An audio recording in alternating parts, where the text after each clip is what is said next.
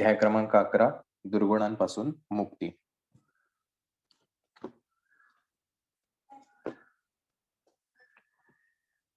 श्रीपाद राजम शरणम प्रबद्धे. अध्याय 10 नरसिंह मूर्तींचे वर्णन. मी तिरुमलदासांची आज्ञा घेऊन कुरोपुराच्या दिशेस माझे प्रयाण सुरू केले. श्रीपादांच्या लीला मनात आठवल्या की अंग रोमांचित होई. मार्गात थोडे दूर गेल्यावर मला एक अश्वत्थ वृक्ष दिसला. दुपारची वेळ झाल्याने मी भुकेने व्याकुळ झालो होतो. जवळपास ब्राह्मणांचे घर असल्यास माधुकरी मागून विश्रांतीसाठी पवित्र असा अश्वत्थ वृक्ष आहे असा विचार करीत राहिलो. त्या अश्वत्थाखाली कोणीतरी विश्रांती घेत असल्याचे मला दिसले. जवळ जाऊन पाहिले तर त्या मनुष्याने यज्ञोपवीत धारण केलेले होते. मी अश्वत्थाजवळ गेलो तेव्हा त्या व्यक्तीने आदराने मला बसण्यास सांगितले. त्यांचे नयन करुणारसाने भरले होते. त्यांच्या समोर एक झोळी होती. त्यात खाद्यपदार्थ काही नव्हते, परंतु एक ताम्रपत्र तेवढे होते. ते सतत श्रीपाद श्रीवल्लभांचे नामस्मरण करीत होते. मी त्यांना प्रश्न केला, महाशय, आपण श्रीपादांच्या दिव्य चरणांचे आश्रित आहात का? तुम्ही त्या महापुरुषाचे दर्शन घेतले का? ते म्हणाले, माझा जन्म सद्वैश्य कुलात झाला असून मला सुबैया श्रेष्ठी असे म्हणतात. आमच्या वंशाचे नाव ग्रंथी आहे. आमच्या पूर्वजांपासून सद्ग्रंथ पारायणाची परंपरा आहे, म्हणून आमच्या घराण्यास ग्रंथी असे नाव पडले. माझ्या लहानपणी मला माता पित्यांचा वियोग झाला. माझ्या घरी धनसमृद्धी आहे. मी दूर देशात जाऊन अनेक प्रकारचे व्यापार करतो. या निमित्ताने पुष्कळ वेळा कांचीपुरास जाण्याचा योग आला. तेथे चिंतामणी या नावाच्या एका वेश्येचा परिचय झाला. खूप धन तिच्यावर खर्च केले.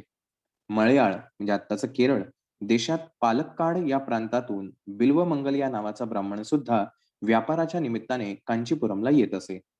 तो सुगंधी द्रव्यांच्या अरबी नागरिकांना विक्रय करून त्यांच्याकडून रत्नराशी व तुरुंग म्हणजे घोडे घ्यायचा. कधी कधी आम्ही दोघे जण मिळून व्यापार करत होतो. दुर्दैवाने आम्ही दोघे वेश्येच्या संगतीत भ्रष्ट झालो. अरबांशी थोडा काळ आमचा व्यापार चांगला चालला. त्यानंतर अरबांनी आमच्याकडून उच्च जातीच्या अश्वासाठी अधिक धन घेऊन निम्न जातीचे घोडे आम्हास दिले, जेणेकरून व्यापारामध्ये आमचे नुकसान झाले. आमच्याकडून चांगले घोडे राजे महाराज विकत घेत. व्यापारात नुकसान झाल्याने आमची संपत्ती नष्ट झाली. माझी पत्नी मनोव्यथेने मरण पावली. मला एक मंदबुद्धी असलेला पुत्र होता. त्याचा अकाल मृत्यू झाला. बाबा रे, सगळ्या तीर्थात श्रेष्ठ आणि विख्यात असलेले पादगया तीर्थक्षेत्रात असलेले पिठिकापूर आमचे मूळ गाव. मी अज्ञानी असताना देव ब्राह्मणांचे अनिष्ट करीत होतो. ऋण वसुली करण्यास निर्दयतेने वर्तत होतो. श्रीपादांचे पिता श्री आपळराज शर्मांच्या घरी ऐन विल्लीहून त्यांचे बंधुगण भेटण्यासाठी आले. त्या सगळ्यांच्या भोजनाची सोय करण्यासाठी त्यांच्या जवळ पुरेसे धन नव्हते. ते दानाचा स्वीकार करीत नसत. श्री व्यंकटप्पा या श्रेष्ठींच्या घरातून आणलेल्या भिक्षेने उदरनिर्वाह व उचित व्यवहार करीत. श्रेष्ठींचे कुलपुरोहित असल्या कारणाने भिक्षेऐवजी धनाचा स्वीकार करीत नसत. नाईलाज म्हणून त्यांनी एक वराह एवढ्या रकमेचे जिन्नस आमच्या दुकानातून उधार नेले. बंधुगण गेल्यावर माझी रक्कम परत करण्याचे आपळराजांस मी बजावले होते. हातात एक कवडी पण आली नाही. मला जेव्हा धन मिळेल तेव्हा मी अवश्य परत करीन असे राज शर्मा म्हणाले. मी चक्रीव्याज घेण्यात तरबेज होतो. काळ लोटला. व्याजावर व्याज चढवून खोटे हिशेब दाखवून 10 वराह देणे बाकी आहे असे राज शर्मास कळविले. तेवढे धन मला देण्यास राज शर्मांना आपले राहते घर विकावे लागले. त्या काळातल्या दराप्रमाणे ते घर मी विकत घेतल्यास राज शर्मांना 1-2 वराह दिल्याने हिशोब बरोबर असे मी अनेकांना सांगितले होते. राज शर्मांना गृहविहीन करणे हाच माझा संकल्प होता. माझा हा दुष्ट विचार लक्षात घेऊन व्यंकटप्पा यांनी माझी निर्भत्सना केली. अरे दुरात्म्या, धनाच्या मदाने मनास येईल तसे वागत आहेस. आमच्या कुलपुरोहिताचा अपमान झाल्यास आमचा अपमान झाल्यासारखे. तू तुझी वागणूक बदल नाही तर घोर आपत्ती संभवेल. अग्निहोत्रापेक्षा पवित्र असलेल्या राजशर्मास तू असले कष्ट देतोस. या कारणाने रौरवादी नरकास जाशील. एकदा श्रीपाद श्रेष्ठींच्या घरी असताना मी श्रेष्ठींना व्यंगाने म्हणालो, राजशर्मा, जर माझे ऋण फेडू शकत नसतील तर त्यांच्या पुत्रांपैकी एकास माझ्या दुकानात चाकरी करण्यास पाठवावे किंवा त्यांनी स्वतः चाकरी करण्यास यावे. एक मुलगा आंधळा तर दुसरा पंगू, तिसरा हा श्रीपाद मात्र. 3 वर्षांचं माझे ऋण कसे बरे फेडले जाईल? असे ऐकून श्रेष्ठींचे मन दुखावले. त्यांच्या नेत्रातून अश्रुधारा वाहू लागल्या. श्रीपादांनी आपल्या दिव्य हस्ताने त्यांचे अश्रू पुसून म्हणाले, आजोबा, मी असताना भय कसले? हिरण्याक्ष आणि व हिरण्यकश्यपांचा संहार मीच केला, तर सुबैयाचे ऋण फेडण्यास मला कठीण काय? असे म्हणून माझ्याकडे वळून म्हणाले, अरे, तुझे ऋण मी फेडेन. चल तुझ्या दुकानात. दुकानात सेवा करून ऋणाची निवृत्ती करेन. ऋण फिटल्यावर मात्र तुझ्या घरी लक्ष्मी राहणार नाही. विचार कर. बालश्रीपादांना घेऊन व्यंकटप्पा या श्रेष्ठी सुबैयाच्या दुकानात आले. ते सुबैयास म्हणाले, श्रीपादांच्या ऐवजी मी तुमच्या दुकानात काम करतो, चालेल का? सुबैयाने नकारार्थी मान हलवली. इतक्यात दुकानात एक जटाधारी आला. तो सुबैया श्रेष्ठींचे दुकान शोधित होता. त्याला एक तांब्याचे भांडे विकत घ्यावयाचे होते. तो श्रेष्ठींना म्हणाला, मला एक तांब्याच्या पात्राची अत्यंत गरज आहे. किंमत थोडी जास्त असेल तरी चालेल. सुबैयाच्या दुकानात 32 तांब्याची पात्रे होती. परंतु तो खोटेच म्हणाला, माझ्याकडे एकच तांब्याचे पात्र आहे. त्याला 10 वराह देऊ शकत असल्यास तुला ते मिळेल. तो संन्यासी चटकन कबूल झाला. त्याची एकच अट होती की ते पात्र व्यंकटप्पया श्रेष्ठींच्या मांडीवर बसलेल्या श्रीपादांनी आपल्या हातांनी त्या संन्याशास द्यावे. त्या अटीप्रमाणे श्रीपादांनी स्वहस्ते ते पात्र त्या संन्याशास दिले. श्रीपाद प्रभू पात्र देताना हसत होते. ते म्हणाले, अरे, तुझी इच्छा आता पूर्ण झाली ना? तुझ्या घरी लक्ष्मी स्थिर राहील. तू तुझी संन्यास दीक्षा सोडून सोडून देऊन स्वगृही जा. तुझ्यासाठी तुझी पत्नी आणि मुले वाट पाहत आहेत. तो जटाधारी संन्यासी अत्यंत आनंदित होऊन निघून गेला. व्यंकटप्पय्या श्रेष्ठी आणि अप्पळराज शर्मा यांचा अपमान करावा अशी सुबैयाची इच्छा होती. ती पूर्ण झाल्याने त्याच्या मनात थोडा अहंकार निर्माण झाला होता आणि त्यातच तो म्हणाला, आजच्या विक्रीत मला विशेष धनलाभ झाला. अप्पळराजकडून यायचे असलेले 10 वराचे कर्ज फिटल्यासारखे मला वाटले. या क्षणी श्रीपादराय ऋणातून मुक्त झाले. व्यंकटप्पय्या म्हणाले, हे जे तू सांगतो आहेस ते गायत्रीच्या साक्षीने सांग. सुबैयाने तसे केले. श्रीपाद प्रभू आणि व्यंकटप्पय्या श्रेष्ठी घरी गेल्यानंतर सुबैयाने आत जाऊन पाहिले तर 31 भांड्यापैकी केवळ एकच भांडे तेथे होते. श्रीपाद प्रभूंच्या लीला लीला अनाकलनीय अचिंत्य होत्या. त्यांच्या समक्ष जे बोलू ते वचन खरे होत असे. साक्षात दत्तप्रभूंच्या करकमलांनी तांब्याचे भांडे घेणारा जटाधारी धन्य होता. श्रीपाद प्रभूंकडून अनुग्रहाच्या स्वरूपात तांब्याचा किंवा तांबे असलेल्या धातूचा एक तुकडा मिळाला तरी दान घेणाऱ्याला भाग्याचे असते. तेव्हा प्रत्यक्ष तांब्याचे पात्र मिळवणारा तो जटाधारी किती भाग्याचा आणि सुबैया किती दुर्दैवी. त्याला येणे असलेले 10 वराहाचे देणे श्रीपादांनी आपल्या लीलेने दिले, परंतु त्या क्षणापासून त्याच्याकडे असलेली लक्ष्मी क्षीण होऊ लागली. 31 भांड्यांच्या ठिकाणी केवळ एकच भांडे राहिले होते. सुबैयाने अप्पळराजकडून 10 वरा येणे आहे असा खोटाच हिशोब दाखविला होता. त्या पापाचे फल अशा स्वरूपात त्याला मिळाले होते. शंकर भट्ट म्हणाले, अरे सुबैया, सूर्योदयापूर्वीचा आणि सूर्यास्तापूर्वीचा काल अत्यंत पवित्र असतो. प्रातःसंध्येच्या समयी आणि सायं संध्येच्या वेळी अग्निहोत्र करणे विशेष फलदायी असते. प्रातःकाळी सूर्य भगवान सर्व शक्तींच्या स्रोताने सिद्ध असतात. संध्या समयी या सर्व शक्ती पुनरपी सूर्यात विलीन होतात. यावर सुबैया म्हणाला, महाराज, दान स्वीकारल्यास पुण्य कमी होते असे मी ऐकले होते. परंतु ते स्वीकारले नाही तर पाप लागते असे आपल्याकडून ऐकले होते. या दुहेरी वाक्यांचा अर्थबोध होत नाही. तसेच श्रीपाद स्वामी श्री दत्तात्रयांचे अवतार असे म्हणतात. तेच नरसिंह स्वामींचा अवतार, शंकराचा अवतार असे काही जण म्हणतात. शिवामध्ये अनुसय्येचे तत्व कसे अंतर्भूत आहे ते समजत नाही. कृपया या सर्वांचा खुलासा करावा. परंतु या प्रश्नांचा खुलासा करण्या अगोदर सर्वांना भूक लागली असल्या कारणाने जेवणाचा बेत ठरला. आश्चर्याची गोष्ट अशी की त्या लहानशा जागेमध्ये एका तांब्याच्या भांड्याशिवाय दुसरे काहीच नव्हते. 2 केळीची पाने सुबैयाने आणली. शंकर भट्ट नदीवर जाऊन शुचिर्भूत होऊन आले. जेवणासाठी भात आणि दोडक्याच्या वरणाचा बेत होता. केळीची पाने जेवणासाठी घेतली व पळसाच्या पानांचे द्रोण तयार केले. त्या जटाधारी संन्याशाने डोळे मिटून क्षणभर ध्यान केले आणि जवळच्या तांब्याच्या पात्रातून द्रोणात पाणी टाकले. त्यानंतर त्याच भांड्यातून दोडक्याचे चवदार वरण वाढले व नंतर भात वाढला. ते अमृतासमान जेवण करून आम्ही तृप्त झालो. रिकामा भांड्यातून प्रथम पाणी नंतर अन्न येणे हाच एक दैवी चमत्कारच होता. भोजनानंतर ते भांडे रिकामेच होते. शनिवार प्रदोष समयी केलेल्या शिवार्चनाचे फलित. श्रीपाद स्वामी सकल देवता स्वरूप आहेत. शनिदेव कर्मकारक आहेत. ग्रहामधील छायाग्रह राहू केतूतील राहू शनीमुळे फळ देतो.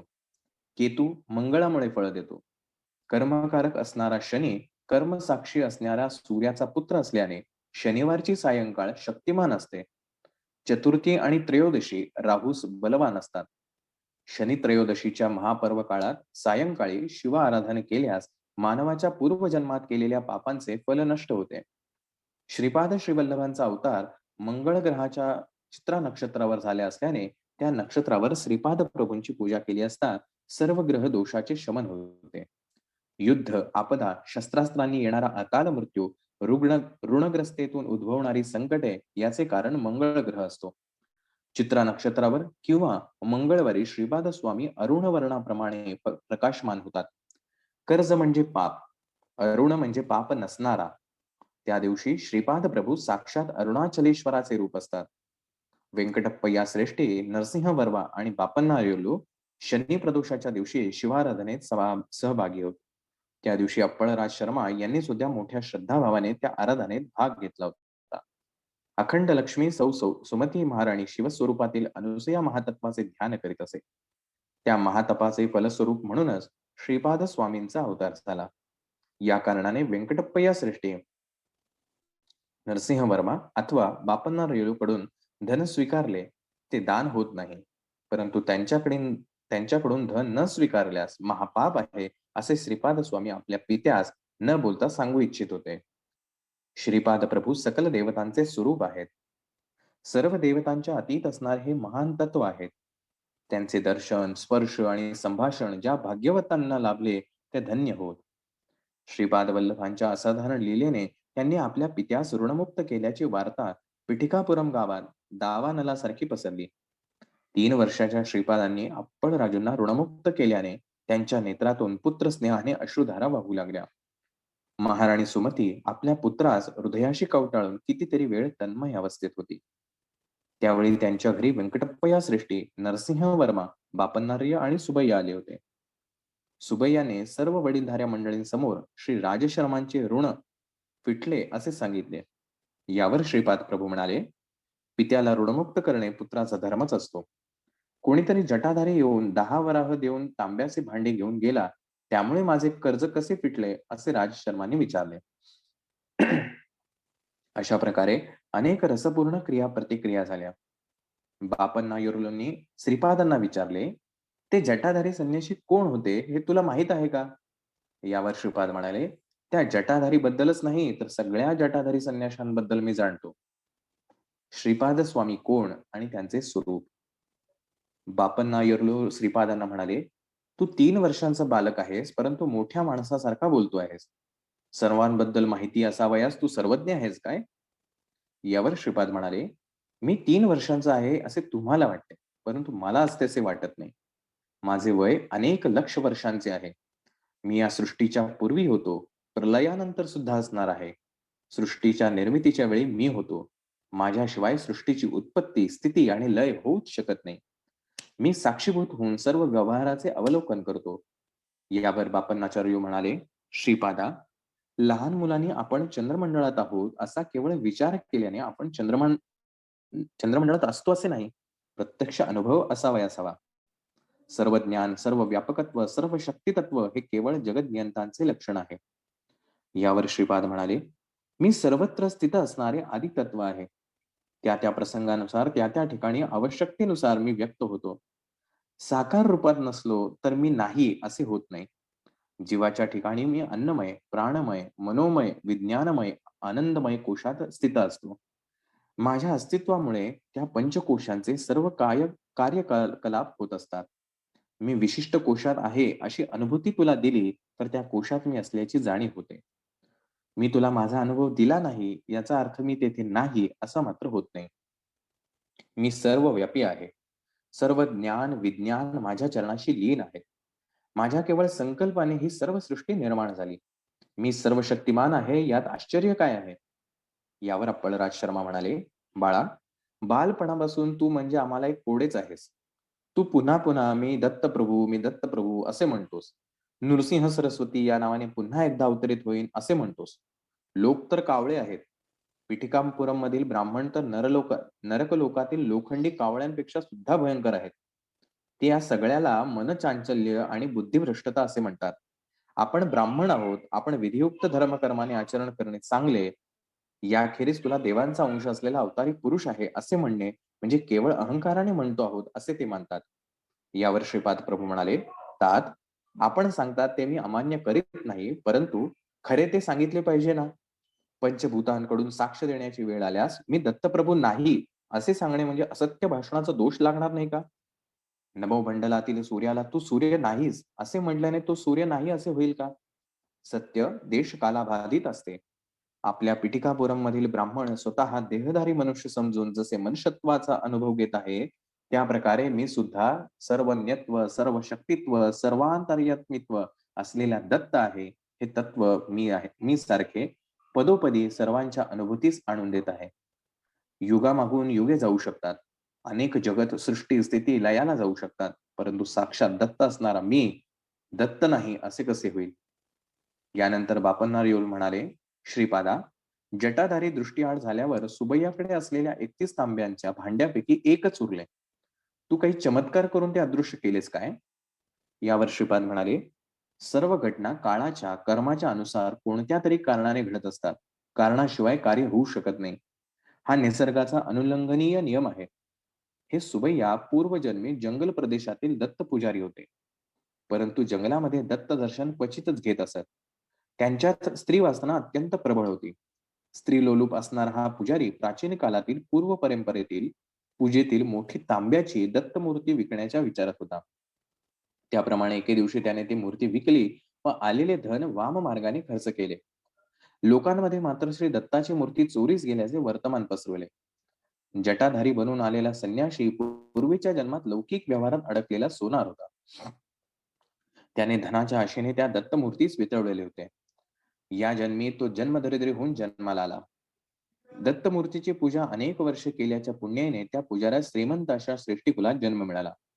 या दोघांनी ती मूर्ती विरघळून त्याचे 32 तांब्याचे भांडे बनवून विक्रय केला होता. त्या सोनाराच्या घरी नरसिंह देवाची आराधना करत असत. नरसिंह देवाच्या मूर्तीसमोर ही तांब्याची भांडी घडवली होती. दैवाच्या संकल्पने नृसिंहांच्या 32 अवताराच्या अंशाने त्या तांब्याचा भांड्यात प्रवेश केला होता. या जन्मात पूर्वजन्माचे ज्ञान होऊन त्या सोनाराने माझी अनन्य भक्तिभावाने सेवा केली. त्याची दारिद्र्य दूर करण्यासाठी त्याने मनापासून माझी प्रार्थना केली. मी प्रसन्न होऊन दर्शन दिले आणि पिठिकापुरमला येऊन माझ्या हातून तांब्याच्या भांड्याचा स्वीकार करण्यास सांगितले होते. तसेच 10 वराह श्रेष्ठीला देऊन मला बंधविमुक्त कर असे सांगितले होते. तो तसे करून धन्य झाला. त्याची आर्थिक समस्या दूर होण्याचा त्याला मी आशीर्वाद दिला होता. त्याच्या देणेदाराचा त्रास चुकवण्यासाठी त्याने जटाधारी संन्यासाचा वेश घेतला होता. मला जटाधारी बद्दल सर्वच माहिती आहे ना. हा सुबैया श्रेष्ठी आमच्या कुटुंबांकडून खोटेपणाने 10 वराह करून घेणार होता. त्याला 10 वराह मिळतील अशी व्यवस्था मी केली. परंतु याच्या बदल्यात त्याचे सर्व पुण्यफल नष्ट झाले. हे सुबैया, चिंतामणी बरोबर तू केलेले तुझे सर्व शृंगार चाळे मला माहीत आहेत. तुझी कथा माझ्या कथामृतात हास्यास्पद होईल. तू झोळी घेऊन लहान मुलांना लागणारे खाण्याचे पदार्थ विकून आपला उदरनिर्वाह चालवशील. तुझ्याकडून घेतलेल्या पैशांनी माझ्या मातापित्याने त्यांच्या नातेवाईकांच्या भोजनाची व्यवस्था केली होती. तुझ्यापेक्षा जास्त मला वाण्याचा हिशोब समजतो. जेवणातील वरण-भात व दोडक्याची भाजी करण्यातच तुझे पैसे संपून गेले होते. बाकीच्या खर्चासाठी माझ्या वडिलांच्या कष्टाचे पैसे खर्च झाले होते. तुला अन्नान्न दशा आली म्हणजे तुझ्याकडे असलेल्या तांब्याच्या पात्रातून तुला पाणी, वरण-भात व दोडकेच प्राप्त होईल. ते तू खाऊन इतरांना खाऊ घालण्या इतपतच मिळतील, असे श्रीपाद प्रभू तीव्रतेने म्हणाले. श्रीपाद प्रभूंचे मुखमंडल दिव्य प्रखर तेजस्वी असे दिसत होते. त्यांचे डोळे अग्नीच्या गोळ्यांप्रमाणे लाल दिसत होते. ते पुढे म्हणाले, हे सुबैया सृष्टी, आज रात्री तुझ्या घराच्या दक्षिण दरवाजाच्या जवळ एक म्हैस येईल. तुझा अंतकाळ जवळ आल्याचे तुला कळावे यासाठी यमधर्मराजाने पाठविलेला तो निरोप आहे. मी तुझ्यावर एक अनुग्रह करीत आहे. तू स्वतःच्या हाताने स्वयंपाक करून दोडक्याचे वरण आणि भात त्या म्हशीला खाऊ घाल. त्या म्हशीची ही एकच इच्छा तू पूर्ण कर. ते अन्न खाल्ल्यावर तुझ्या तुझ्याऐवजी ती म्हैस मरून जाईल. परंतु त्या क्षणापासून तू खूप गरीब होत जाशील. तू झोळी घेऊन मी सांगितलेले काम कर. त्यानंतर तुझी अन्नान्न दशा झाल्यावर मी अनुग्रह केलेल्या तांब्याच्या भांड्याचा तुला उपयोग होईल."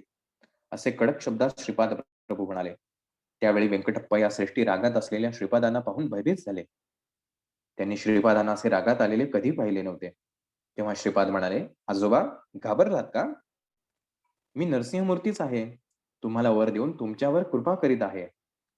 वाणी कुळातील लोकांना शाप देईन असे आपणास वाटले काय? माझी बहीण वासवीने तिच्या कुलातील लोकांना त्यांच्या सौंदर्यात थोडी त्रुटी असण्याचा शाप दिला होता.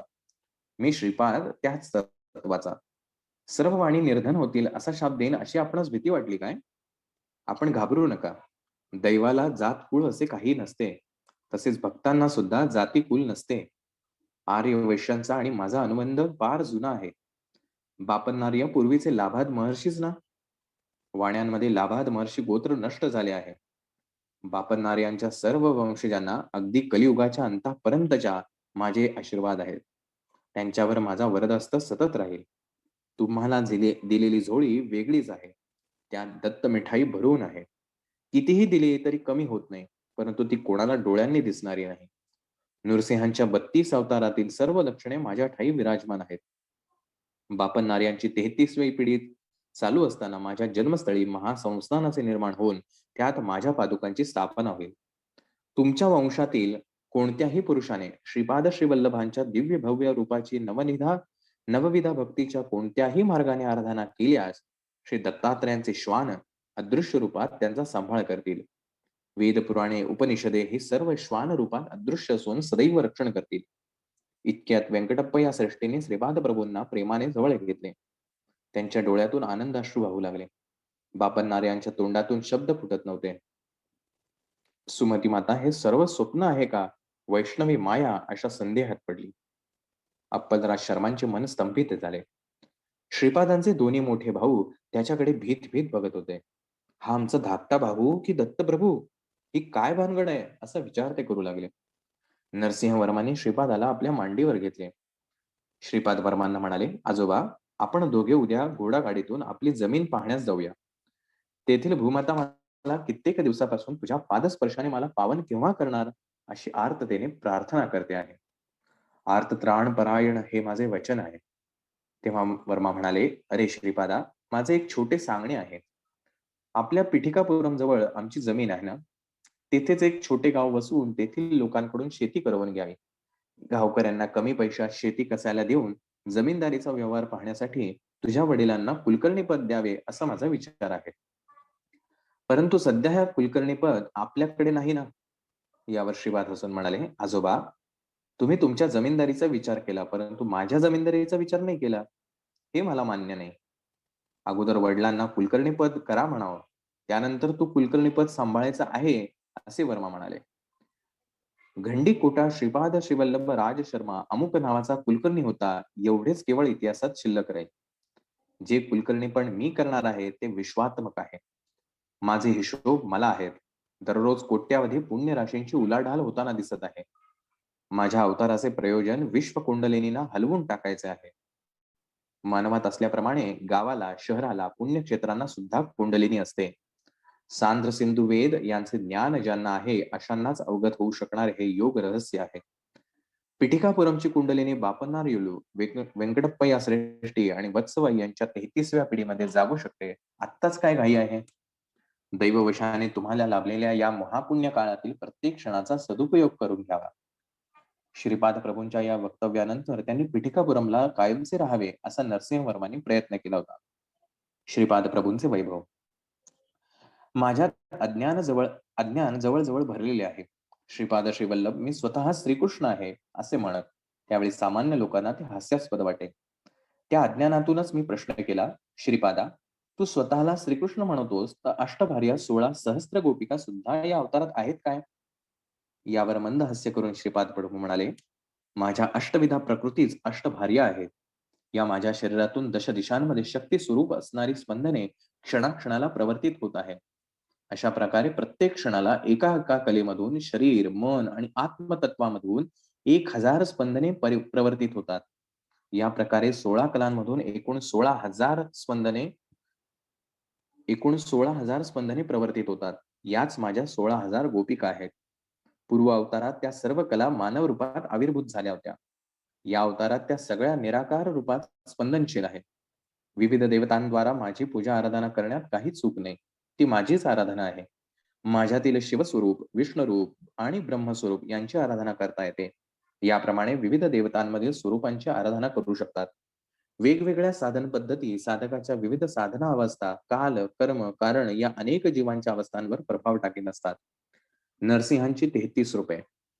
नरसिंह राजवर्माला त्या रात्री नरसिंहाने 33 रूपात दर्शन दिले होते. ती रूपे अशी: कुंदपात नरसिंहमूर्ती, कोप नरसिंहमूर्ती, दिव्य नरसिंहमूर्ती, ब्रह्मांड नरसिंहमूर्ती, समुद्र नरसिंहमूर्ती, विश्वरूप नरसिंहमूर्ती, वीर नरसिंहमूर्ती, रौद्र नरसिंहमूर्ती, क्रूर नरसिंहमूर्ती, विभीत्सभ नरसिंहमूर्ती, धूम्र नरसिंहमूर्ती, वन्ही नरसिंहमूर्ती, व्याघ्र नरसिंहमूर्ती, बिडाल नरसिंहमूर्ती, भीम नरसिंहमूर्ती, पाताळ नरसिंहमूर्ती, आकाश नरसिंहमूर्ती, वक्र नरसिंहमूर्ती, चक्र नरसिंहमूर्ती, शंख नरसिंहमूर्ती, सत्व नरसिंहमूर्ती, अद्भुत नरसिंहमूर्ती, वेग नरसिंहमूर्ती, वेदारण नरसिंहमूर्ती, योगानंद नरसिंहमूर्ती, लक्ष्मी नरसिंहमूर्ती, भद्र नरसिंहमूर्ती, राज नरसिंहमूर्ती, वल्लभ नरसिंहमूर्ती.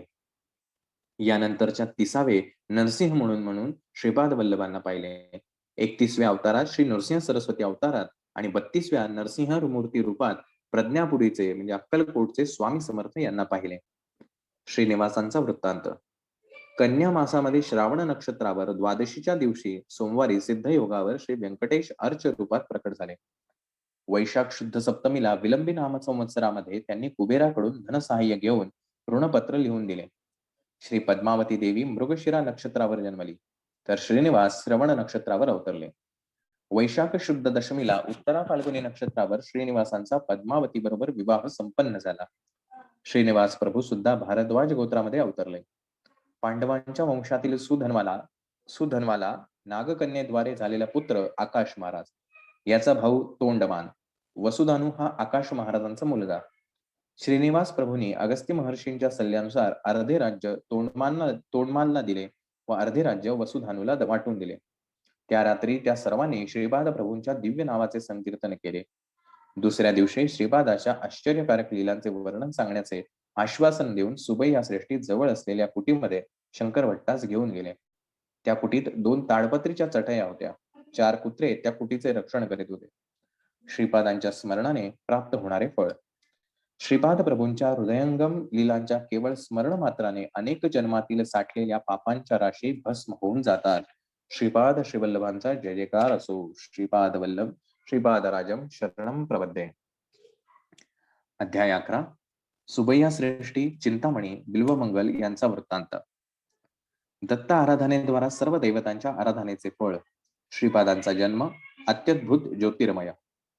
दुसऱ्या दिवशी सकाळी सुबैया श्रेष्ठींनी सांगण्यास प्रारंभ केला. ते म्हणाले, श्री दत्तप्रभू सर्व देवतांचे स्वरूप आहेत. दत्ताराधना केली असता सर्व देवतांच्या आराधना केल्याचे फल प्राप्त होते. सर्व देवतांमध्ये दत्तप्रभूच अंतर्भूत आहेत. श्री सुमती माता अनसुया तत्वामधील परमशिवाची शनी प्रदोष समयी आराधना करीत असे.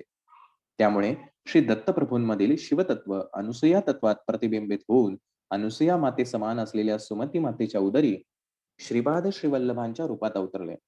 ही एक अद्भुत योग प्रक्रियाच होती. माता पित्याच्या संयोगाशिवाय योगनिष्ठेमध्ये असताना अप्पळराज शर्मा व सुमती मातेच्या नेत्रांमधून योग ज्योती प्रकट होऊन त्यांचा संयोग होऊन सुमती मातेच्या गर्भात प्रवेश करून 9 महिन्यानंतर केवळ ज्योती रूपाने ते बाहेर प्रकटले. वास्तविक पाहता श्रीपाद ज्योती स्वरूपच होते.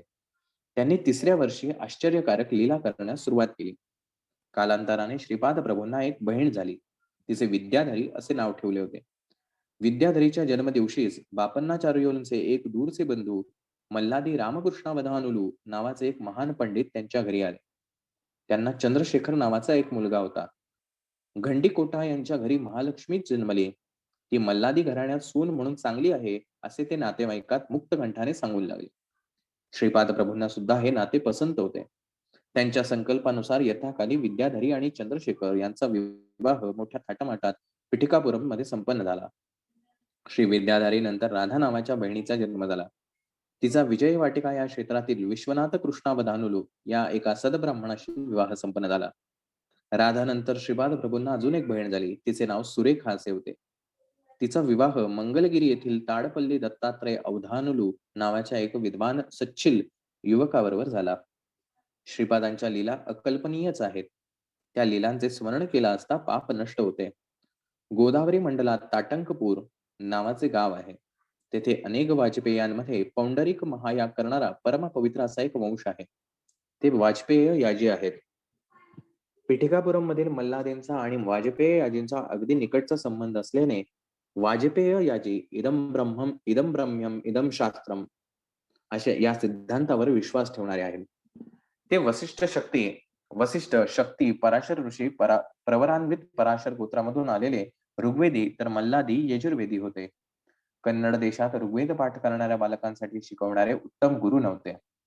त्यामुळे ताटंकपुरातून वाजपेय याजी मायणाचार्युलू यांना बोलवून होयशाला येथे नेहमीसाठी वास्तव्यासाठी नेले.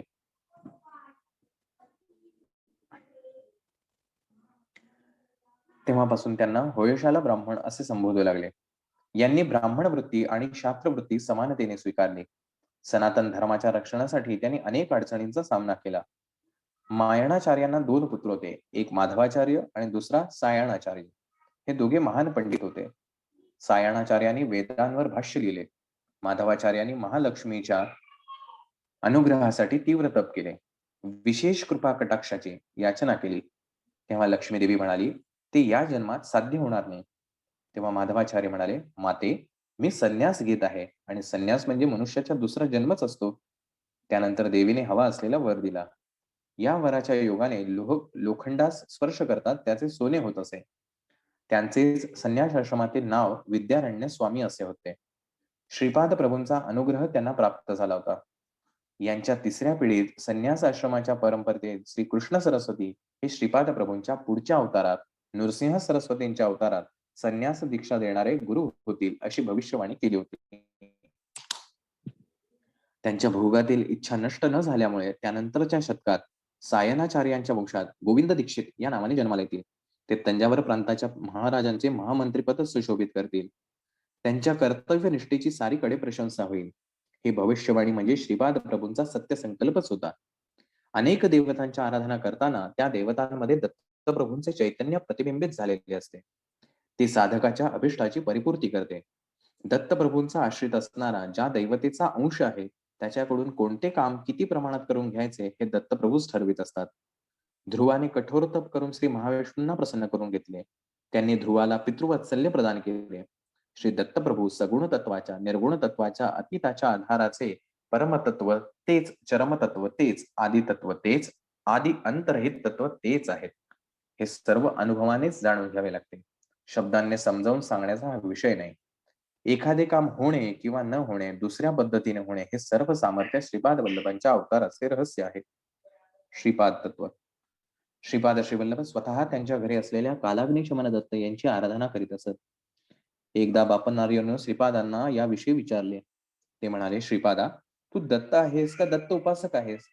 तत्काळ श्रीपाद प्रभू म्हणाले, मी दत्त म्हणतो तेव्हा मी दत्तच असतो. मी दत्त उपासक आहे असे म्हणतो तेव्हा मी दत्त उपासकच असतो. मी श्रीपाद वल्लभ म्हणताना श्रीपाद वल्लभच असतो. मी जो संकल्प करतो तेच होत असते. मी जशी कल्पना करतो तसेच होत असते. हेच माझे तत्व. आजोबांना हे सर्व आश्चर्यकारक वाटत होते. श्रीपाद पुढे म्हणाले, तुम्ही आणि मी एकच आहोत. पुढील जन्मात अगदी तुमच्या सारख्याच रूपात मी अवतार घेणार आहे. तुमच्यामध्ये संन्यास घेण्याची प्रबळ इच्छा आहे, परंतु तुम्ही या किंवा पुढच्या जन्मी संन्यास ग्रहण करणे हे माझ्या संकल्पात नाही. तंतोतंत तुमच्यासारख्या रूपाने अवतार घेऊन तुमची कर्मबंधने, वासना यांचा नाश करण्याचे मी ठरवले आहे. श्रीपादांनी आजोबांच्या भ्रूमध्यात स्पर्श केला. ते कुटस्थ चैतन्याचे स्थान आहे. त्यांना काही क्षणातच हिमालय निश्चल तपसमाधीत असणाऱ्या बाबाजींचे दर्शन झाले. ते काही वेळातच प्रयाग महाक्षेत्रातील त्रिवेणी संगमात स्नान करीत असल्याचे आणि त्यानंतर श्रीपाद वल्लभांचे रूप दिसले. ते स्वरूप कुकुटेश्वराच्या देवालयातील स्वयंभू दत्तात विलीन झाले. त्यांच्यातील अवधूत स्वरूप निघाले. त्यांना बापन्नार्यांची कन्या सौभाग्यवती सुमती महाराणी भिक्षा घालीत असल्याचे दिसले. त्या अवधूताने श्रीपाद श्रीवल्लभांचे बालरूप धारण केले व सुमती महाराणीच्या मांडीवर तान्ह्या बाळाच्या रूपात झोपलेले बापन्नार्यांना दिसले. मातेच्या मांडीवरील बाळ पाहता पाहता 16 वर्षाच्या मुलात रूपांतरित झाले. त्या युवकाने त्यांच्याकडे दृष्टी टाकत हुबेहूब बापन्नार्यासारखेच रूप घेतले आणि ती मूर्ती संन्याशाची होती. 2 नद्यांच्या संगमावर स्नान करून आपल्या शिष्यासह ताठमानेने चालू लागले. तो संन्यासी बापन्नार्यांकडे वळून म्हणाला, "मी कोण आहे या विचारात असल्यासारखे दिसत आहात. मला नृसिंह सरस्वती म्हणतात आणि हे गंधर्वपूर आहे." असे म्हणल्यावर काही क्षणातच आपले वस्त्र नदीवर पसरले आणि त्यावर बसून श्री शैल्याला गेले. तेथील कर्दळी वनातील महापुरुषांनी महायोग्यांनी त्यांना साष्टांग नमस्कार केला. त्या सर्वांनी महाप्रभूंनी या वनात यावे यासाठी अनेक शतकापासून तप केले होते. प्रभूंच्या दर्शनाने ते धन्य झाले होते. अनेक वर्षाच्या तपश्चर्येनंतर ते कोपिनधारी वृद्धाच्या रूपात दिसले. तीच तेजस्वी नजर त्यांनी बापन्नार्यांवर रोखून धरली. ते पुढे म्हणाले, "या माझ्या रूपाला स्वामी समर्थ असे म्हणतात." थोड्या वेळातच त्यांनी प्राणत्याग केला व प्राणशक्ती वटवृक्षात गेली. त्यांचा दिव्यात्मा श्री शैल्यावरील मल्लिकार्जुनाच्या शिवलिंगात विलीन झाला. महापवित्र अत्यंत शक्तिवंत असलेल्या त्या शिवलिंगातून मेघ गंभीर स्वरात आवाज आला, "बापन्नार्या, तू धन्य आहेस. अनंत केवल ज्ञान स्वरूप अविनाशी असणारा मी तुझ्या एका क्रियाशक्ती योगामुळे सूर्यमंडलातून शक्तिपात करून या ज्योतिर्लिंगात आकर्षित झालो. या ज्योतिर्लिंगात विलीन असणारे 16 सहस्त्र दिव्य पुरुष सर्वदा माझी सेवा करत असतात. या ज्योतिर्लिंगाच्या दर्शनाला येणाऱ्या भक्तांना हे दिव्य पुरुष भौतिक आणि आध्यात्मिक प्रगतीमध्ये सहाय्य करतात. त्रिमूर्ती स्वरूप असणारा मी श्रीपाद श्रीवल्लभ नृसिंह सरस्वती आणि स्वामी समर्थ या रूपात तुला अनुग्रहित करीत आहे." असे शब्द बापन्नार्यांना ऐकू आले. ह्या प्रसंगाने बापन्नार्य स्तब्धच झाले. त्यांना समोर निरागस चेहऱ्याचा हसरा 3 वर्षाचा बालक श्रीपाद दिसला. त्यांचे सर्व अनुभव दिव्य आणि मधुर होते. त्यांनी प्रेमाने श्रीपादाला उराशी कवटाळून धरले. त्यावेळी ते दिव्य तन्मय अवस्थेत गेले. तसा किती वेळ गेला ते कळलेच नाही. डोळे उघडले तेव्हा अग्निहोत्र करण्याची वेळ झाली होती. ते त्यासाठी उठले. बापन्नार्यांचे अग्निहोत्र कार्य सुद्धा अभिनव होते. शमीच्या किंवा पिंपळाच्या लाकडाने अग्नी निर्माण होत. परंतु बापन्नार्य समेधा अग्निकुंडात घालून वेद मंत्रोच्चारण करून अग्नी निर्माण करीत. अप्पलराजू शर्मा सुद्धा याच प्रकारे अग्निहोत्र करीत असत. त्यांच्या वंशात अग्निपूजा होती. प्रज्वलित झालेल्या अग्निकुंडात उतरून आहुती घालीत. हे विशेष उत्सवाच्या वेळी करीत. या प्रकारे अग्निपूजा करताना त्यांच्या वस्त्रांना व शरीरास कोणताही त्रास होत नसे हे महद आश्चर्य होते. श्रीपाद प्रभूंचे अघटित सामर्थ्य. बापन्नार्यांनी अग्निहोत्रासाठी त्या दिवशी कित्येक वेळा वेदमंत्र म्हटले, परंतु अग्नी काही प्रज्वलित होईना. ते घामाने ओले चिंब झाले, परंतु अग्नी मात्र निर्माण झाला नाही. श्रीपादांनी आपल्या आजोबांची ही अवस्था दुरून पाहिली. ते अग्निकुंडाकडे पाहून म्हणाले, "अरे अग्निदेवा, तुला आज्ञा करतो. आजोबांच्या देवकार्यामध्ये अडथळा आणू नकोस." अग्नी तत्काळ निर्माण झाला. बापन्नार्यांनी कलशातील पाणी अग्निकुंडात घातले, परंतु विझण्याऐवजी अधिकच भडकला. आजोबा हा चमत्कार पाहून अचंबित झाले. श्रीपाद प्रभू म्हणाले, "आजोबा, माझ्या अवताराला तुम्ही व्यंकटप्पया सृष्टी नरसिंहवर्मा कारण आहात. म्हणून तुम्ही माझ्या वडिलांनी व्यंकटप्पयाकडून नरसिंहवर्माकडून धनसहाय्य किंवा धनेत्तर सहाय्य स्वीकारल्यास ते दानामध्ये येत नाही. त्याप्रमाणे ते सहाय्य न घेतल्यास दैवद्रोह सुद्धा होऊ शकतो. त्या सहाय्याला परमेश्वराची कृपा समजावी. मला जन्म देणारी मातृमूर्ती सुमती महाराणी मल्लदीचीच नव्हे तर व्यंकटप्पया सृष्टी वत्सवाही कुटुंबाची माहेरवासीण आहे असे समजावे. हा माझा दंडकच आहे." श्रीपाद या सर्व गोष्टी सांगताना सुमती महाराणी आणि अप्पलराज शर्मा तेथेच होते. तसेच श्री व्यंकटप्पया सृष्टी आणि नरसिंहवर्मा सुद्धा तेथे होते. यावेळी श्रीपाद प्रभू म्हणाले, "माझ्या संकल्पाशिवाय बापन्नार्यासारखे महान तपस्वी सुद्धा अग्नी निर्माण करू शकत नाहीत. माझे वडील अग्निकुंडात आल्यावर अग्नी आपला प्रताप दाखवतो. माझा संकल्प जर बदलला तर व्यंकटप्पया सृष्टी सुद्धा निष्कांचन होतील. अगणित भूमी असणाऱ्या नरसिंहवर्म्यांना उभे राहण्यापुरती सुद्धा जागा मिळणार नाही अशी त्यांची अवस्था होईल. तुम्ही सर्व माझ्या संकल्पामुळे या अवस्थेत आहात. मी भिकाऱ्याला महाराजा करू शकतो, तसेच महाराजाचे भिकाऱ्यात रूपांतर करू शकतो. माझी भक्ती करणाऱ्याला भक्ताला तो जी इच्छा करेल ती मी देऊ शकतो. परंतु देण्या अगोदर तो सांभाळू शकेल का ते मी पाहतो. त्याच्या शक्ती सामर्थ्याने लोकांच्या उपकारासाठीच तो ते वापरतो का नाही याबद्दल मी त्याची परीक्षा घेतो. मला गरज भासेल तेव्हा पृथ्वीचे आकाशात आणि आकाशाचे पृथ्वीत रूपांतर करू शकतो. बापन्नायुलो कृतयुगात लाभाद महर्षी असताना त्यांचा मंगल महर्षी नावाचा एक शिष्य होता. तो दर्भ कापताना चुकून जखम झाली आणि त्यातून रक्त वाहू लागले. त्या रक्ताची गाठ होऊन सुगंधित विभूतीमध्ये ते बदलले. आहाहा! मी किती मोठी सिद्धी प्राप्त केली असे त्याच्या मनात येऊन गर्व झाला. एवढ्यात परमशिव प्रत्यक्षात तेथे अवतीर्ण झाले. त्यांनी स्वतःचा हात हलविला आणि हिमगिरीवरून बर्फ पडावा तशी विभूती शिवाच्या हातातून पडत होती. परमशिव म्हणाले, त्रेतायुगात भारद्वाज ऋषी पिठिकापुरम सवितृकाटकायन यज्ञ करणार आहेत. त्या महाचयनामध्ये जमा झालेल्या विभूतीपैकी केवळ लव मात्र तुला दाखविले. एवढ्याने मंगल महर्षींचा गर्व गळून पडला. श्रोतेगण अवाक होऊन श्रीपाद प्रभू जे सांगत होते ते ऐकत राहिले. श्रीपाद म्हणाले, या पिठिकापुरमच्या परिसरात पाऊल ठेवणेच अनंत जन्माचे पुण्यफल आहे. माझ्या या अवतार समयी तुम्ही माझ्याबरोबर असणे न सांगता येण्यासारखे विशेष आहे.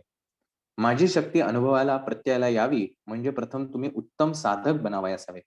तेव्हाच माझी शक्ती करुणा, वात्सल्य, रक्षण, पाप विमोचन तुम्हास अनुभवास येईल. माझी जन्मभूमी असलेल्या या बापन्नाऱ्यांच्या घरात माझ्या पादुकांची प्रतिष्ठापना होईल. मी पिठिकापुरममध्ये पहाटेच्या समयी आई सुमतीच्या मांडीवर दूध पिईन. दुपारच्या वेळी आई मला दूध भाताचे मधुर असे घास खाऊ घालेल.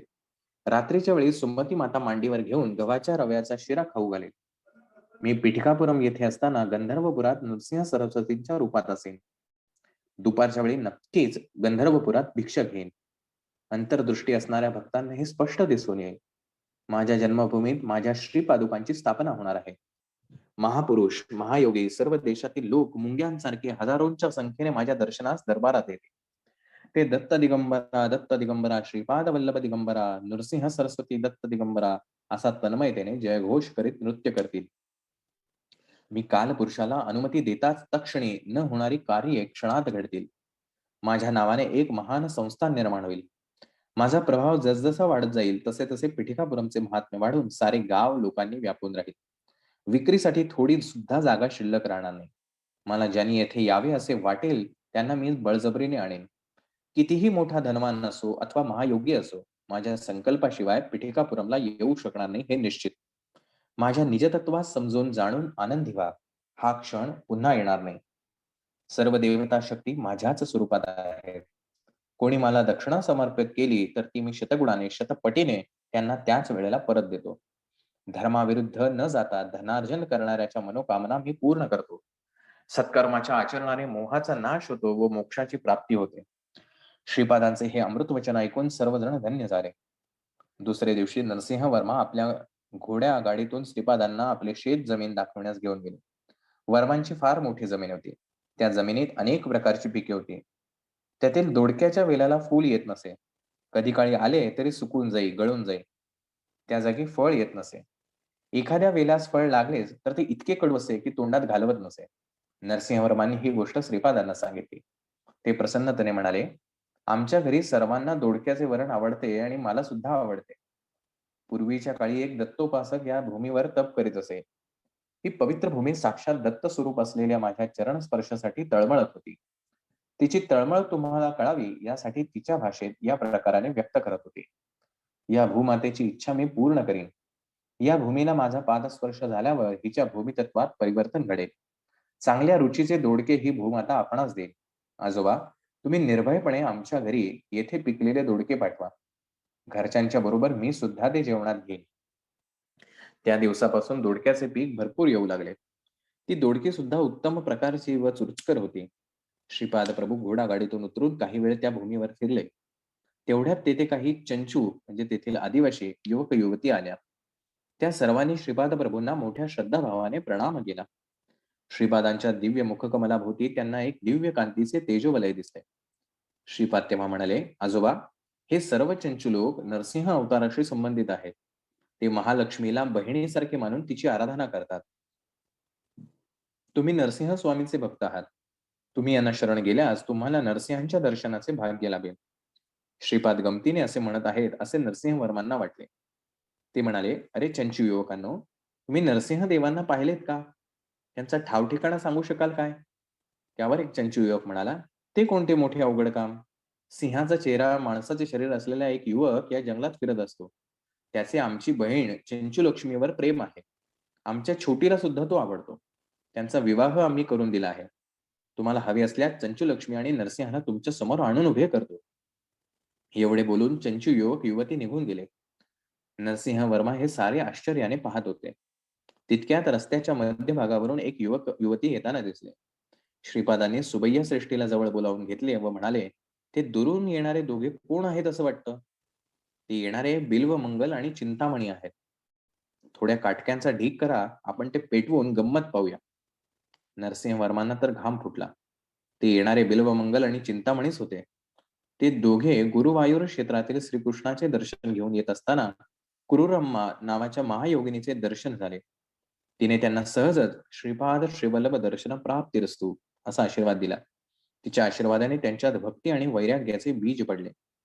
मंगलगिरीच्या नरसिंहांचे दर्शन घेऊन ते पिठिकापुरमला श्रीपाद प्रभूंच्या दर्शनासाठी येत असतात. महायोगिनीच्या आशीर्वादाच्या प्रभावाने श्रीपादांचे दर्शन त्यांना इथेच झाले. काटक्या जळत असताना बिल्वमंगल आणि चिंतामणीला दहन संस्कार होत असल्याचा त्रास झाला. थोड्या वेळासाठी त्यांच्याच शरीरातून त्यांच्याच आकाराच्या 2 काळ्या आकृती बाहेर येऊन अग्नीत रुदन करीत पडल्या व भस्मसात झाल्या.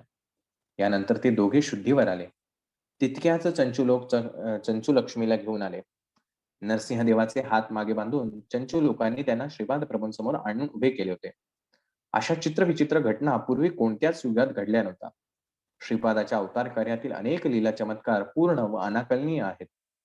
श्रीपादांनी नरसिंहदेवाला प्रश्न केला, "पूर्वयुगातील नरसिंह तूच आहेस का? ही चंचलक्ष्मी तुझी पत्नीच ना? हिरण्यकशिपूचा वध करून प्रल्हादाचे रक्षण करणारा तूच ना?" त्यावर नरसिंहदेव तिवार हो म्हणाले. त्याच वेळी चंचूलक्ष्मी आणि नरसिंहदेवांनी दोघांनी ज्योती स्वरूपात श्रीपादांच्या शरीरात प्रवेश केला. चंचू मंडळी अंतर्धान पावले.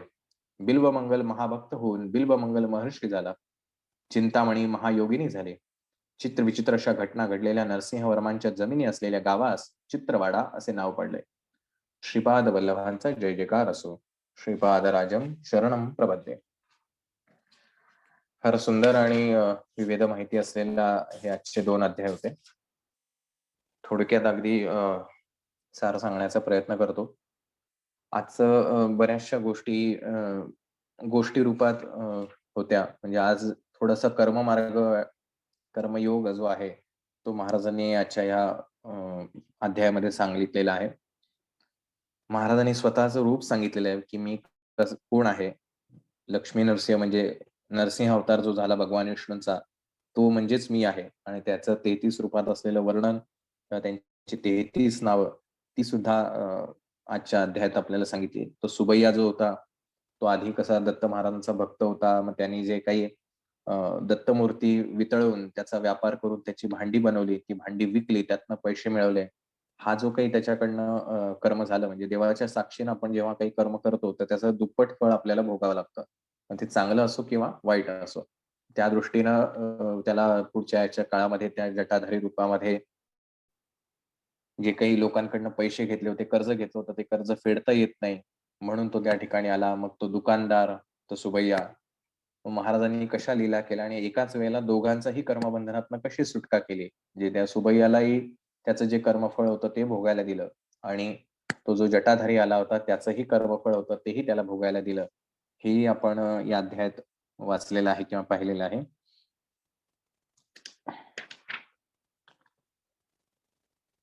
शनिवारचा शनिप्रदोषाचं महत्व, मंगळ, राहू, केतू आपल्या कुंडलीमध्ये ह्याचा कसा प्रभाव पडतो, हे या ठिकाणी सांगितलेलं आहे. काही महत्त्वाच्या गोष्टी ज्या ज्ञानयोगाच्या आहेत, की आपल्याला प्रत्येकाचं शरीर हे 5 कोशांनी बनलेलं आहे. पहिला अन्नमय कोश, त्याच्यामध्ये असलेलं त्याच्या बाजूला साधारण एक 2 मीटरची लांबी असलेला किंवा तेवढ्या अंतरावरती असलेला प्राणमय कोश, त्याच्यानंतर मनोमय कोश, त्याच्यानंतर विज्ञानमय कोश आणि आनंदमय कोश. तर आपली प्रगती आपण आत्ता जी आपली स्थूल शरीर आहे, सटल बॉडी जी आहे, जे आपल्याला आत्ता दिसतंय आपले हात, कान, नाक, डोळे, याला म्हणतात अन्नमय कोश, की आपण जे काही अन्न खातोय, या अन्न खाण्यामुळे हा तयार होतो. त्याच्यानंतर आहे प्राणमय कोश, म्हणजे आपण जो प्राणवायू घेतो, ह्या प्राणवायूचं पंचप्राण जे आहेत, 14 प्रकारचे प्राण आपल्या शरीरामध्ये आहेत. तर याच्याने तयार झालेला हा प्राणमय कोश. हे पुढचे जे कोश आहेत, हे आपल्याला दिसत नाही. फक्त आपण समजून घेऊ शकतो. त्याच्यानंतर मनोमय कोश, म्हणजे आपल्या मनांच्या विचारांनी जे काही वातावरण तयार होतं त्याला म्हणतात मनोमय कोश. हे अनेक मीटरपर्यंत असतं. म्हणून एखाद्या व्यक्तीच्या प्रभावात आल्यानंतर किंवा त्याच्या सानिध्यात आल्यानंतर आपल्याला एकदम छान वाटायला लागतं किंवा एखाद्या वाईट प्रवृत्तीच्या, वाईट विचारांच्या व्यक्तीच्या सोबत आल्यानंतर आपल्याला एकदम डाउन फील व्हायला लागतं, एकदम डोकं दुखणं किंवा अनइझी वाटायला लागतं. बऱ्याचशा गोष्टी म्हणजे आपल्याला बेचैनी व्हायला लागते. आपल्याला कळत नाही असं का होतंय. तर त्याचा तो मनोमय कोश जो आहे, हा बिघडलेला असतो आणि त्याच्यामुळे त्या गोष्टी दिसतात. त्यामुळे बाहेर दिसणारं शरीर हे केवळ एक नाममात्र आहे. याच्या पलीकडे खूप गोष्टी आहेत, ज्या खूप डीप आहेत. एवढ्या कमी वेळात त्या सांगणं शक्य नाही. त्याच्यानंतर आहे विज्ञानमय कोश. हे विज्ञान आणि आपण म्हणतो ते विज्ञान म्हणजे सायन्स हे वेगळं आहे. आणि त्याच्यानंतर आहे आनंदमय कोश. आनंदमय कोशामध्ये ज्यावेळेला आत्मा प्रवेश करतो किंवा त्याचं ज्यावेळेला जाणीव त्याला होते, त्यावेळेला झाली ती मुक्ती होते. त्याच्यानंतर पुन्हा मग तो अन्नमय कोशात जन्म घेत नाही आणि जरी घेतला तरी तो त्या स्थितीमध्ये राहतो. याला जीवनमुक्त अवस्था असे म्हणतात. तर अशा प्रकारे ह्या 5 कोशांचं वर्णन आहे, हे आपल्यामध्येच आहेत आणि महाराजांनी असं सांगितलं, "या 5ही कोशांमध्ये मीच आहे. जरी तुम्हाला दिसत असलो तरीही, नाही दिसलो तरीही." आणि मी ज्यावेळेला ज्या कोशामध्ये तुम्हाला जाणवेल, त्या ठिकाणची शक्ती तुम्हाला प्राप्त होते. म्हणजे जर अन्नमय कोशामध्ये जर ती शक्ती स्थिरावली असेल, तर आपल्याला शारीरिक बळ आपल्याकडे खूप चांगलं असतं. आपल्याला दृष्टी खूप म्हणजे नजर जे आपण म्हणतो, एखाद्याची नजर खूप तीक्ष्ण आहे किंवा ह्याला फार बारीकसा कुठेतरी आवाज झाला तरी त्याला ऐकायला येतं. अशा ज्या काही कर्मेंद्रियांशी, ज्ञानेंद्रियांशी निगडीत ज्या गोष्टी आहेत, त्याच्यामध्ये ती शक्ती स्थिरावली असल्यामुळे तेवढ्या गोष्टींचं लिमिटेशन त्याला येतं किंवा त्याच्यातली त्याची ताकद वाढते. जर प्राणमय कोशामध्ये असेल, तर श्वासाच्या गतीवरती, वेगवेगळ्या शरीरामधल्या वायूंवरती कंट्रोल करता येतो आणि हा जर कंट्रोल करता आला, तर बऱ्याचशा गोष्टी साधता येतात. म्हणजे आत्ताच्या कोरोना स्थितीत आपल्याला पंचप्राणांपैकी एक जो प्राण आहे, जो श्वास आपण घेतोय आतमध्ये, त्या एका श्वासाचं महत्त्व कळतं आपल्याला, की हा जर बिघडला तर ऑक्सिजन लेव्हल काय होते, मग त्याने किती परिणाम होतो. हा एकच फक्त प्राण आहे. असे 14 प्रकारचे प्राण आपल्या शरीरात आहेत आणि ह्याच्यामध्ये जर ही प्राणमय कोशामध्ये जर स्वामींची शक्ती किंवा ही परमेश्वरी शक्ती जर स्थिरावली, तर आपल्याकडे प्रचंड अशी पॉवर तयार होते. त्यानंतर मनोमय कोश, या मनोमय कोशामध्ये जर ही शक्ती स्थिरावली, तर केवळ मनाच्या संकल्पने तुम्हाला हव्या त्या गोष्टी प्राप्त करता येऊ शकतात.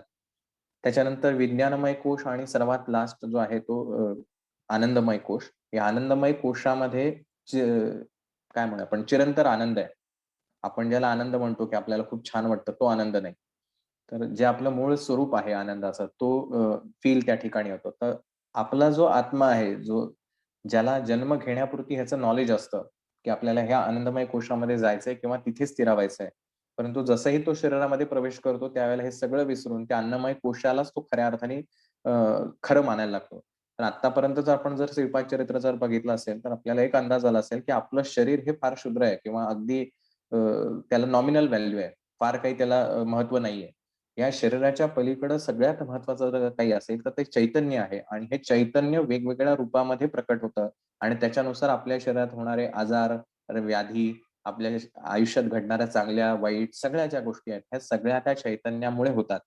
त्यामुळे असा चैतन्यमय एखादा जर आत्मा आपल्या सोबत, आत्मा याचा अर्थ आपण असं म्हणूया, आता आत्मा तर काही दिसत नाही. पण आपल्याला असा जर एखादा पुरुष किंवा एखादा व्यक्ती असा जर भेटला, तर त्याच्या सानिध्यात राहून आपल्या ह्या 5ही कोशांमध्ये बदल घडून आपल्यामध्ये ती जाणीव व्हायला लागते. आणि हे जे आहे, तर त्याच्यामध्ये लिहिलेलं आहे, की ह्या सगळ्या गोष्टी ह्या शब्दात सांगण्यासारख्या नाहीयेत. की असं ज्यावेळेला तुम्हाला त्या व्यक्तीच्या सानिध्यात येता, आपण एखाद्या गुरूंच्या किंवा जो पुण्यवान आत्मा आहे, अशा व्यक्तीच्या सानिध्यात येतो, त्याला ऑटोमॅटिक आपल्याला एक वेगळं फीलिंग व्हायला लागतं, जे आपल्याला शब्दात नाही सांगता येत.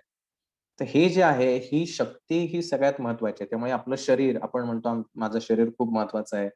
आता आपण बघितलं आपण या शरीरासाठी किती जपतोय आणि किती सारे कष्ट घेतोय. पण ह्या शरीरामध्ये खूप कमी ताकद आहे. ह्याच्यापेक्षा जास्ती जर ताकद असेल, तर ती प्राणमय आणि अन्नमय मनोमय कोशामध्ये आहे. ह्याच्यावरती जर आपण फोकस केला, तरच आपण आनंदमय कोशापर्यंत पोहोचणार आहोत. आपण जर हे अन्नमय कोशापर्यंतच जर गुरफटत राहिलो, तर आजन्म आपलं ह्या जन्मातून त्या जन्मात, त्या रूपातून ह्या जन्मात आणि जसं त्या श्रीपाद चरित्रात आलेलं आहे. आज आपण कुठल्यातरी मनुष्य रूपात आहोत, कुठल्यातरी जातीत आहोत, कुठल्यातरी धर्मात आहोत, कुठल्यातरी देशात जन्माला आलो आहोत. पण आपल्या या जन्मातल्या कर्मांमुळे आपल्याला पुन्हा कदाचित एखाद्या झाडाचा जन्म मिळेल, एखाद्या दगडामध्ये आपल्याला परावर्तित होतं, काही होऊ शकतं. त्यामुळे हाच जन्म आहे, की ज्यामध्ये आपल्याला हे सगळं बदलता येऊ शकतं. म्हणजे ज्यावेळेला कुठलेही आपल्याला एखाद्या कुटुंबात जन्म घेतो, जसं आता श्रीपादांनी सांगितलं, की त्यांचं किती जन्मोजन्मीचे ऋणानुबंध होते म्हणून ते ह्या कुळामध्ये जन्माला आले. तसं आपण कोणत्या फॅमिलीमध्ये जन्माला आलो, तिथे हे ऋणानुबंध असतात, मॅचिंग होतात. आपण कोणाशी लग्न केलेलं आहे, आपली मुलं-बाळं ह्या सगळ्यांमध्ये खूप सारे ऋणानुबंध आहेत. ही कुठलीच गोष्ट विनाकारण घडलेली नाही. मग जर आपल्याला जी साथ हवी, आपल्याला जर त्या आनंदमय कोशात जायचं असेल, तर तशी साथ मिळणं सुद्धा अपेक्षित आहे. म्हणजे जर तुम्हाला हे असं ज्ञान आहे किंवा तुम्हाला असं वाटतंय, की मला असं व्हावं, परंतु तुमच्या फॅमिलीमध्ये तसं वातावरणच नाहीये. तुम्हाला कुठलाच सपोर्ट नाहीये. तर तुमची जरी इच्छा असली, तरी ती फॅमिलीतला सपोर्ट नसल्यामुळे तुम्ही ती क्रांती घडवू शकत नाही किंवा म्हणजे आंतरिक क्रांती, बाह्य क्रांती नाही. जर तुम्हाला तुमचा नवरा किंवा तुमची बायको ह्या गोष्टींसाठी साथच देत नसेल, तरी तुम्हाला ही गोष्ट साध्य करणं खूप अवघड आहे. किंवा उतार वयामध्ये तुमची मुलं-बाळं तुम्हाला जर ह्या गोष्टींसाठी साथ देत नसतील, म्हणून पूर्वाश्रमी जे होतं वानप्रस्थाश्रम, संन्यासाश्रम, की आता सगळं झालंय, आता मला एकांत हवा आहे आणि आता खऱ्या अर्थाने मला ह्या अन्नमय कोशातून आनंदमय कोशापर्यंत प्रवास करायचा आहे. तर ह्या सगळ्या ज्या गोष्टी आहेत, त्या सरतेशेवटी या आत्म्याच्या विकासापाशी येऊन थांबतात. ह्याच्या पलीकडं कुठलीही गोष्ट सत्य नाही आणि हा आत्मा म्हणजेच परमात्मा, म्हणजेच श्रीपाद श्रीवल्लभ आणि म्हणजेच स्वामी समर्थ आहेत. त्यामुळे बाह्य रूपाने जर आपण त्यांना बघितलं, तर ते आपल्याला आपल्यासारखेच देहधारी पुरुष दिसतील.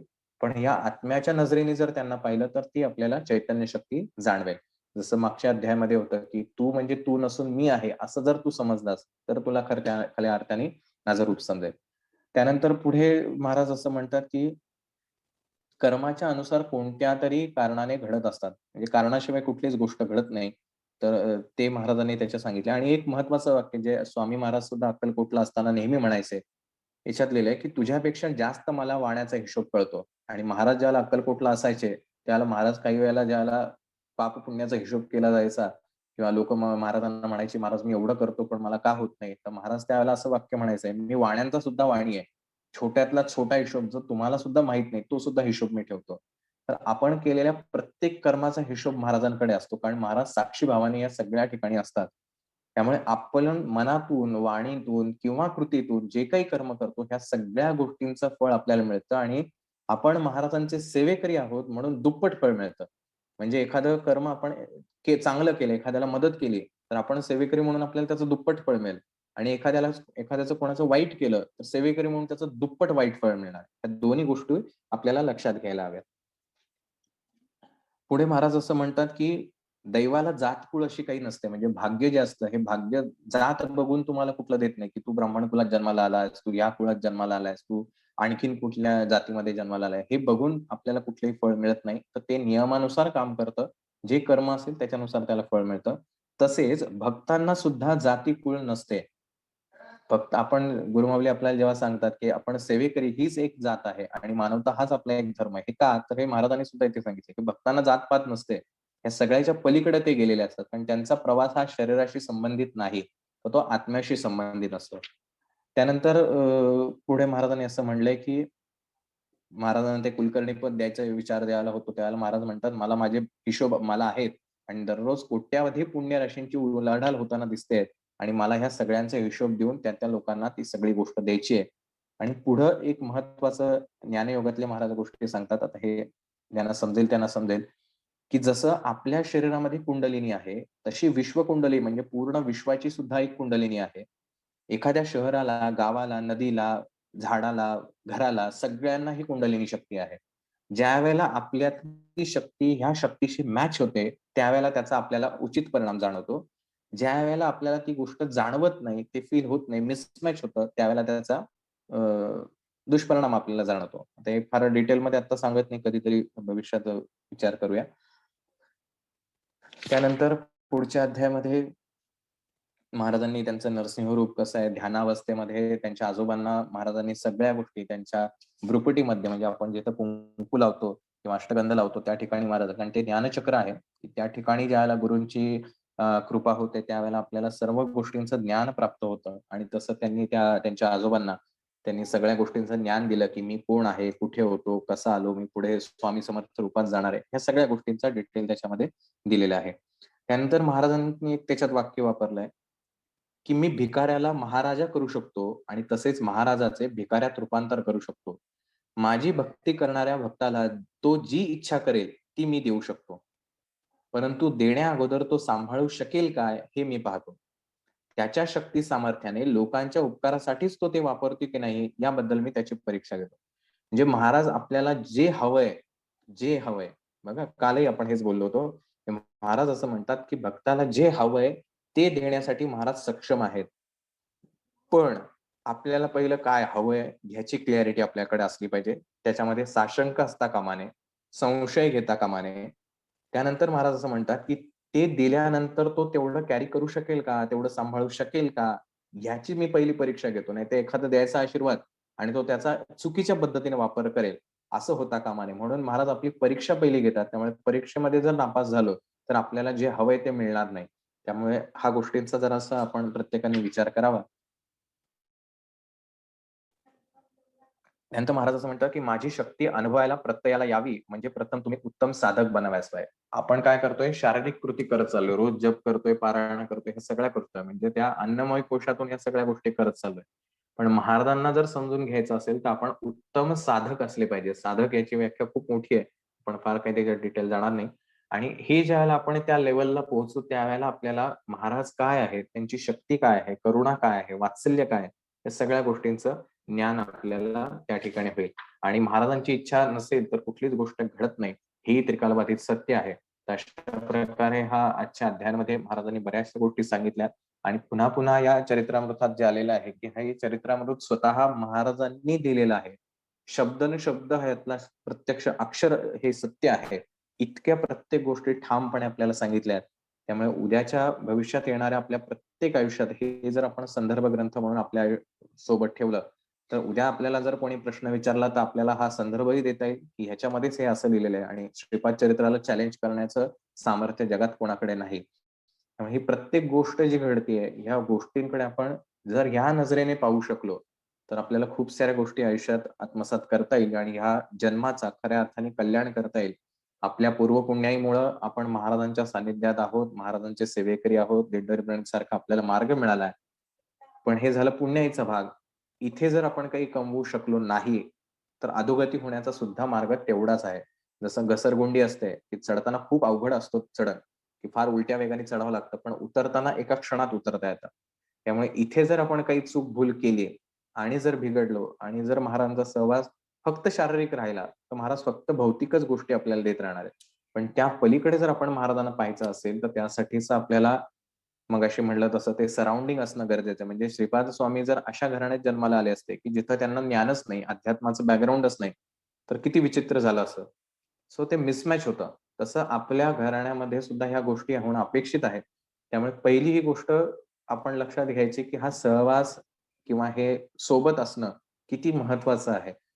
आणि आयुष्यात ही एक कल्पना करून बघा, की साक्षात स्वामी महाराज आपल्या समोर बसलेत, अर्थात शरीराने नाही. आणि आपण आणि आपले जे कोणी साथीदार असतील, जोडीदार असतील, घरातले कुटुंबातले लोकं असतील, यांच्या सानिध्यात राहून आपण त्या शक्तीची पूजा आराधना करतोय. याच्यापेक्षा आयुष्यात मोठं काही नाही. किती पैसे कमवले, किती संपत्ती मिळवली, सत्ता किती मिळवली, कुठलं पद मिळवलं, या सगळ्या गोष्टींपेक्षा या साक्षात शक्तीच्या समोर आपल्या सहकुटुंब, आपला जो पण जोडीदार असेल, त्याच्या सानिध्यात बसून आपण ज्याला या गोष्टी करू, ह्याच्यापेक्षा आनंददायी असं काही नसेल आणि तो आहे आनंदमय कोश, जो चिदानंद असतो, जो पर्मनंट आनंद असतो, जो टेम्पररी नाही.